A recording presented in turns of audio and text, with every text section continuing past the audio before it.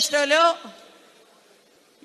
సుమారు 500 చిల్లరి హామీలు ఇచ్చి అసలు మేనిఫెస్టోనే వెబ్సైట్లో లేకుండా చేసినటువంటి వ్యక్తి చంద్రబాబు నాయుడు గారు. ఇప్పుడు 140 హామీలు ఇచ్చి సూపర్ 6 అని వాటిని ప్రొజెక్ట్ చేసి ఏ హామీని కూడా నెరవేర్చలేనటువంటి పరిస్థితిలో ఉన్నటువంటి వ్యక్తి కూడా చంద్రబాబు నాయుడు అనేటటువంటి వాస్తవమైనటువంటి విషయం. నా తల్లిని ఏదో అనేశారు, నా తల్లిని అంటారా, అందు గురించే నేను రెడ్ బుక్ రాజ్యాంగం అమలు చేస్తున్నాను, రెడ్ బుక్ రాజ్యాంగాన్ని ఇడిచిపెట్టినా అని చెప్తున్నాడు. అసలు ఇవాళ చంద్రబాబు గారికి ఒకటే చెప్తున్నావు, బాబు నువ్వు రెడ్ బుక్ రాజ్యాంగం అని విరవీగుతున్నావు.